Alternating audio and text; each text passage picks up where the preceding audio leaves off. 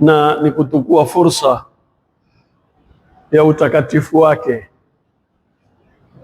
na Mwenyezi Mungu atukubalie na Mwenyezi Mungu atuweke katika watu wema. Lengo ni hilo. Siku kama ya leo ni siku tukufu sana, na ndio ikaeka fardhi kama hili na umuhimu wake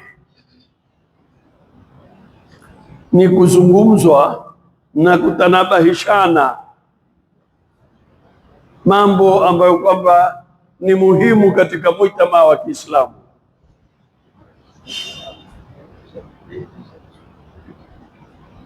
Mambo ambayo kwamba yamhusu binadamu yeye mwenyewe kwa mipangilio ya waendeshaji khutba na nasaha. Ilikuwa leo wazungumze juu ya kazi ambayo kwamba ni kitu muhimu sana, kazi ambayo kwamba yampa maisha yake. Lakini kwanza, kazi ni kazi ya Mungu kwanza. Hal adullukum ala tijaratin tunjikum min adhabin alim, siwaoneshi, siwajulishi ala tijaratin, biashara ambayo kwamba itawalinda na adhabu nyumu sana katika maisha. Wewe huwa lengo lako ni kuitengeneza akhira yako,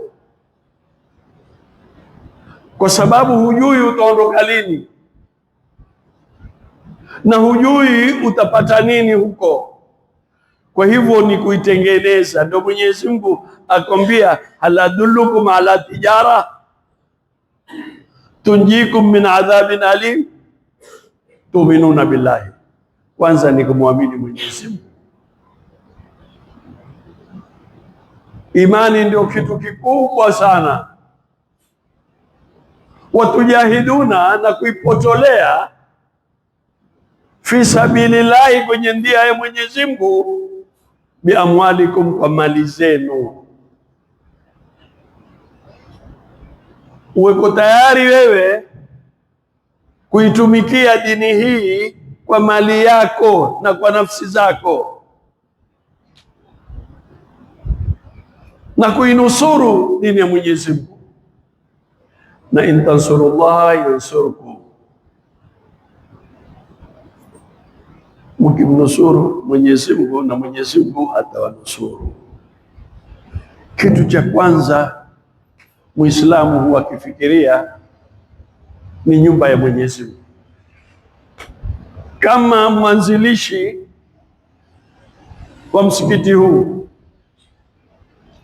mwanzilishi wa msikiti huu amekuja hapa, huku ni shamba, hakuna nyumba hata moja. Alipewa hii shamba, haina mbele haina nyuma, lakini kitu cha kwanza akajenga msikiti wa Makanda, na akajenga taasisi hii mwaka 1901. Hapo kulikuwa hakuna nchi yaitwa Kenya,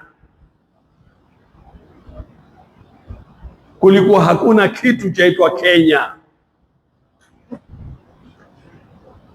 na ilikuweko misikiti kabla ya hapo, na misikiti ikiendeshwa kwa nidhamu ya kisawa sawa. Na msikiti huu ni mfano wa msikiti ambao kwamba iliwekwa nidhamu na mwenyewe mwenye kuitoa hii ni chamba, kwamba itaendeshwa vipi. Ile trust yenyewe iliyoko mpaka chuo kikuu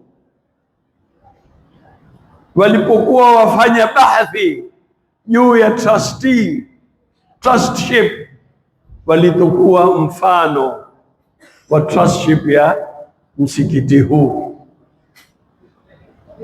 Hii ni kufahamisha kwamba misikiti ina nidhamu zake kutoka enzi. Kuna misikiti ya mbali zaidi, na yote ilikuwa na nidhamu kamili. Leo kwa bahati mbaya imekuwa kuna mswada wataka kwenda bunge, lakini hauwezi kwenda bunge mpaka upite kwa wananchi sehemu zote, kwamba kuna mswada wa kidini ambao kwamba umetengenezwa, na hii ilitokea baada ya matokeo yaliyotokea ya Shakahola Kilifi. Kuna padhiri mmoja ambaye kwamba alifanya mambo ya kuhujumu watu, kuhujumu mali za watu, kuwadanganya watu na kutukua mali ya watu kwa kutumia dini. Sasa imekuwa ati lazima kufanywe mswada, yale makanisa na misikiti yaendeshwe, kuwe na nidhamu ya kuendesha.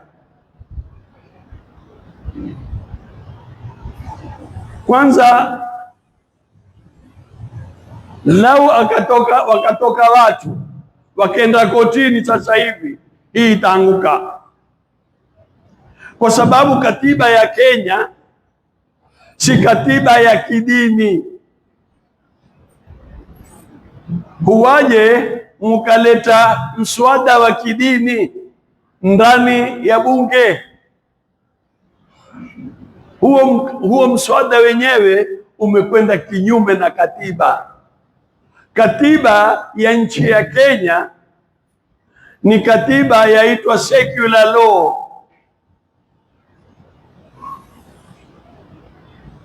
ni katiba ambayo kwamba haina mrengo wowote wa kidini, si wa Kikristo, si wa Kiislamu. Kwa hivyo kuzungumzwa mswada ambao utakwenda ndani ya bunge ni makosa. Sisi kama Supreme Council twaiambia serikali kwamba tutakwenda mpaka kotini kuchallenge mswada ule. Kwanza kuzungumzwa tu, kisha katika katiba ya Kenya kuna kifungu ya kwamba dini zote zitakuwa na uhuru wa kuabudu.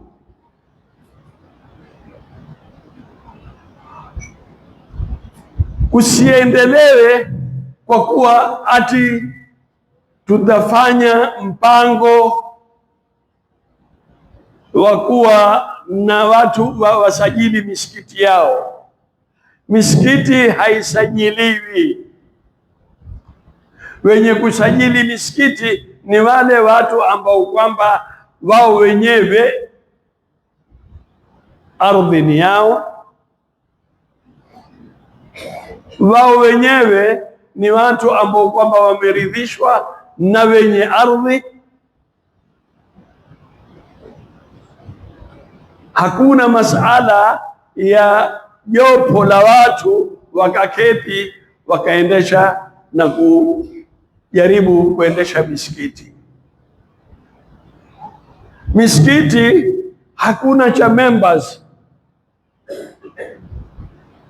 Hatutofanya kama dini nyingine kwamba ati kila mtu ajisajili kwamba yeye ni mtu wa msikiti huu.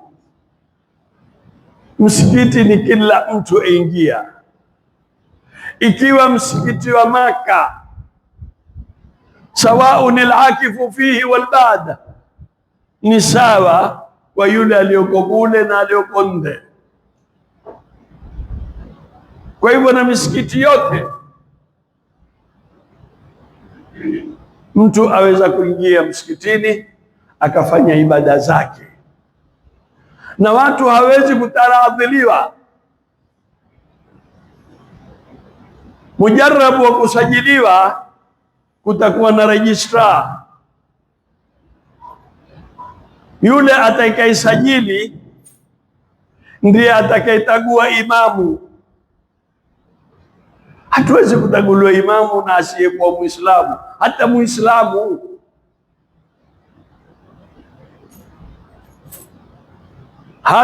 Muislamu hawezi kutoka Muislamu atoka ibara huko atuambie imamu wenu sasa ni fulani. Tunazo mbinu zetu wenyewe. Tumeambiwa sisi wenyewe tutague. Falia umma aqra'ukum au falia umma afqahukum, kwa minendo yenu wenyewe. Wataka kuundwa tume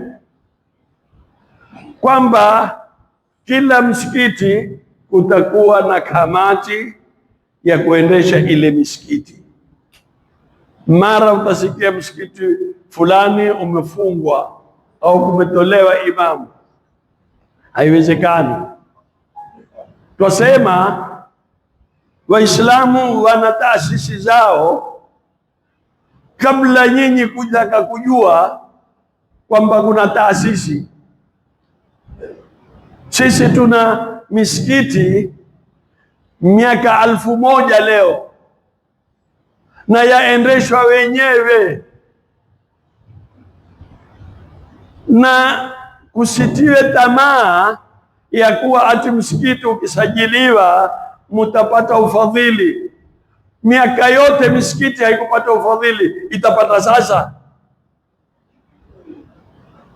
Hizi ni ndia za kushawishi watu. Hizi ni ndia za kuweza kutamalakiwa kimila na kidini. Sisi ni watu tumeinukia na mila zetu. Sisi ni watu tumeinukia na dini kabla watu wowote hawayakuwa na dini. Wengine walikuwa wakenda tupu. Kwa hivyo twaiambia serikali na twawaambia wahusika kwa niaba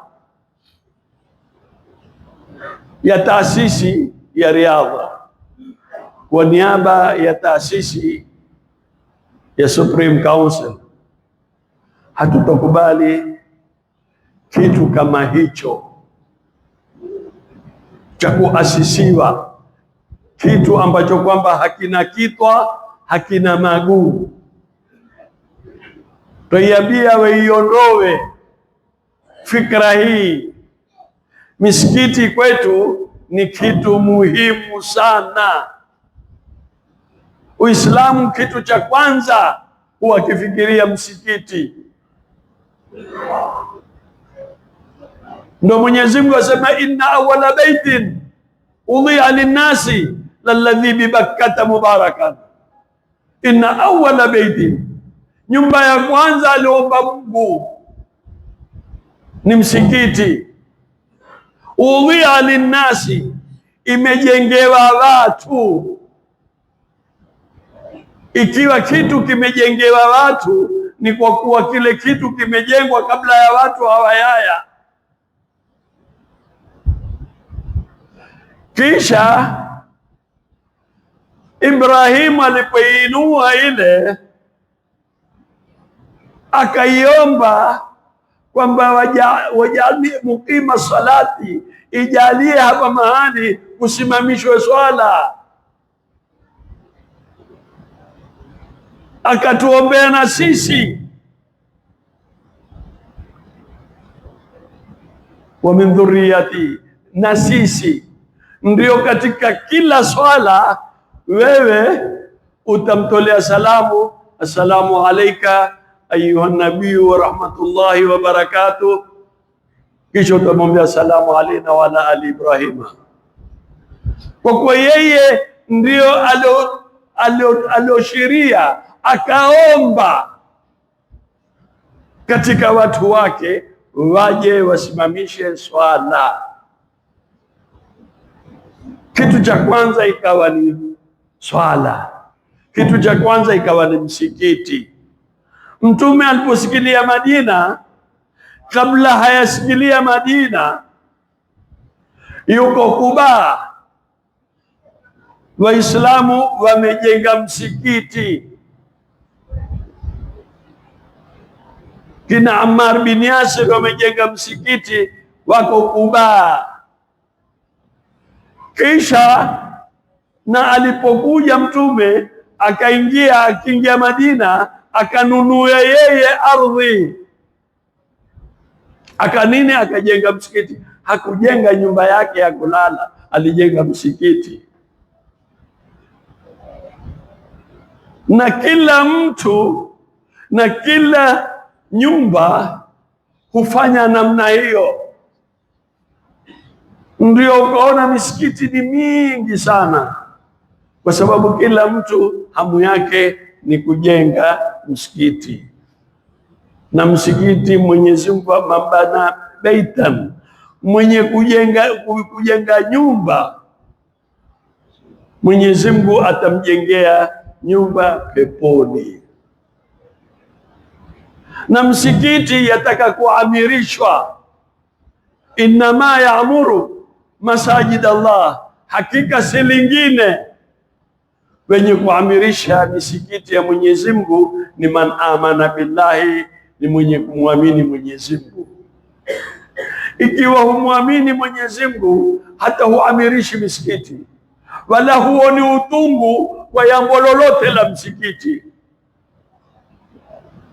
Leo dola za nje zimeleta fikra namna hii ya kujaribu kutaka kutamallaki misikiti. Wataka kutumia njia ambayo kwamba yaonekana ni njia ya sawa, lakini si ya sawa. Kama kijana ukatukua mpira ukauvisha karatasi, kalama ni jiwe, ule kijana akiona ule mpira utaka kuupiga, akiupiga umia guu lake. Ndio watu wa sasa hukutukulia sharia hivi, wakakupangia wewe, ukaona umezie kusikilia ni mambo mazuri. Tutakuwa na watu wataangalia ile misikiti, kutakuwa na kamati, kutakuwa na mkuu wa kamati, kisha kuwa na matatizo yoyote ile misikiti. Maanake kitu cha kwanza mtu ni ile tamaa ya kitu. Kwa hivyo hatutoruka chomo tukenda tukapambana na mamba kule tini. Ndia mzuri ni kufuata wazee wetu walipokuwa. Tusiwe na tamaa ya kusajili misikiti, ya kuingia 100% tu. Hujui saa nyingine wenda kwenye maandamano, wewe ukapoa bango ukabeba, hujui umebeba nini. Na ndio ulimwengu wa sasa kwa kuhadaana tu. Yajulikana kwenye katiba hii ni katiba ambayo kwamba hairuhusu mambo ya kidini. Vipi mwatuletea mambo ambayo kwamba yataambatana na dini? Katiba yenyewe ni secular katiba. Vipi mwataka sisi tuje tuseme na tuandike tukubali walallalina amina? Lazima watu watakuja paka Lamu. Nafikiri itakuwa ni Jumaa Alhamisi au Juma au Jumatatu yao, watakuya kutaka maoni yenu. Maoni ya watu yawe ni moja kwa moja, hatuitaki wala hakuna kujadiliana. Sisi hatutaki mtu asiyekuwa sisi au yule atakayekuwa sisi ametumiwa na wao kuja kututia kwenye janga la kuwapa mambo yetu. Hatutaki vyama vovote ikiwemo Supreme Council. Tumeambia hatutaki jukumu la kuwa ati sisi mutupe sisi majukumu ya kuangalia misikiti. La, misikiti ina wenyewe, na kila msikiti ina wenyewe, na ikiwa kuna shida yoyote imetokea, ziko sharia ambazo kwamba za kinchi ambazo kwamba zaweza kutukuliwa juu ya yule mtu. Kama Makenzi wa Shakahola, ilikuwa ni kitu cha rahisi. Makenzi ameonekana amedanganya watu, ziko sharia za kutukuliwa kotini, amedanganya watu. Na hata ikiwa ni imamu amefanya makosa, ziko sharia. Kuna sharia za ugaidi ambazo kwamba ziko, lau kama mtu ni gaidi atukuliwa vile kwa kotini. Haijahusu kuambatisha na misikiti. Misikiti ni kitu ambacho kwamba ni nyumba ya Mwenyezi Mungu. Mtu hawezi kutukua msikiti akauweka sura takavo. Hawa watakutukua misikiti waifanye kama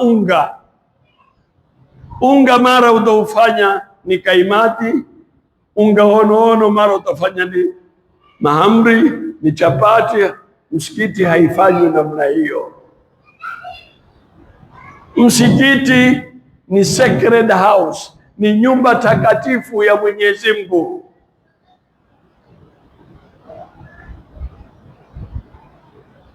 Hakuna cha kulinganiwa chochote. Fala tad'u ma Allahi ahadan, hakuna kulingania chochote isipokuwa ni Mwenyezi Mungu. Isifanye misikiti ndio taa ya kuombea, au mkatupa tamaa ya kuwa ukisha kujisajili tutawapa kitu. Fama atani Allahu khairum mimma ataku, alichonipa Mungu ni bora. Nabii Suleimani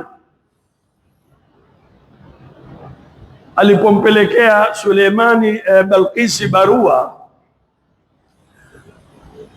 Balkisi akawaita watu wake akawaambia, bwana, inni ursila ilayhi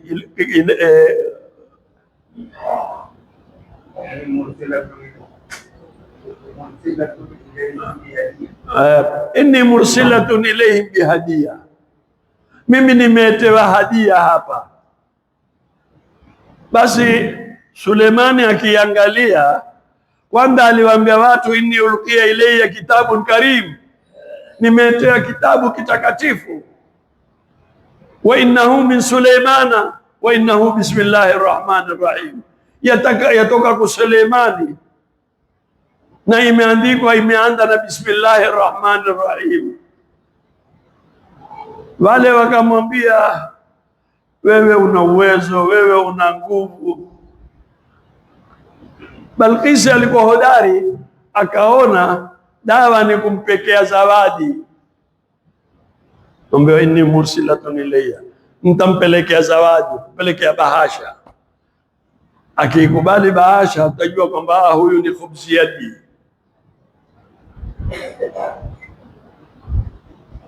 Suleiman alipotoa, fama atani Allahu khairum mimma atakum,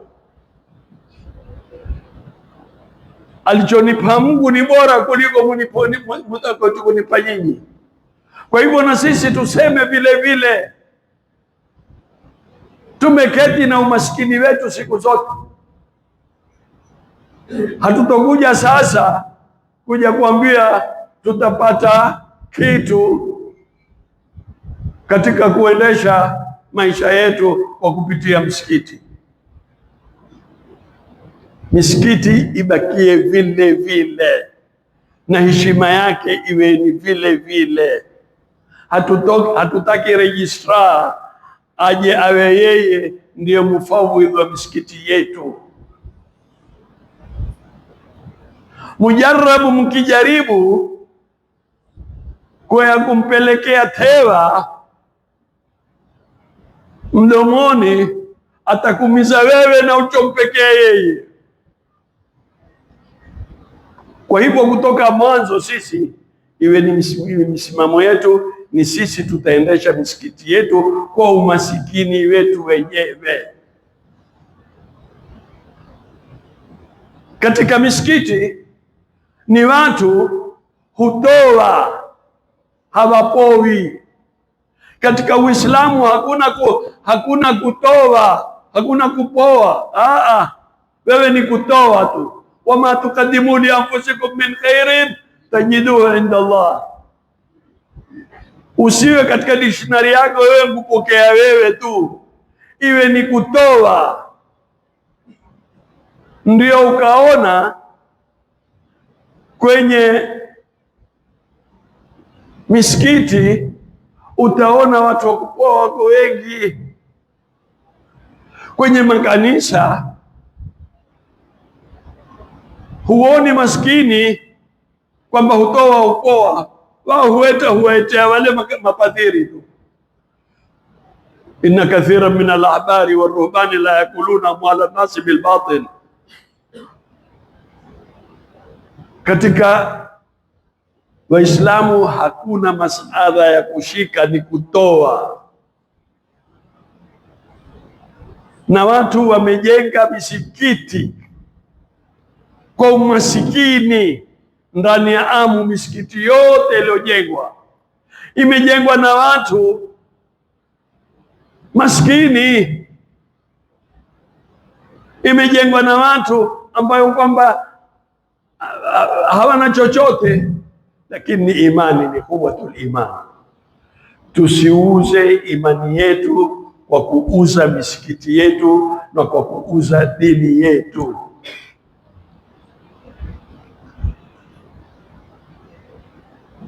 Kwa haya machache na watanabahisha kwamba hii ni bili mswada ambao kwamba uko ndiani uyao, ni watu waikatae kikamilifu. Uislamu si mambo ya kutupa utakalo ukaliata utakalo.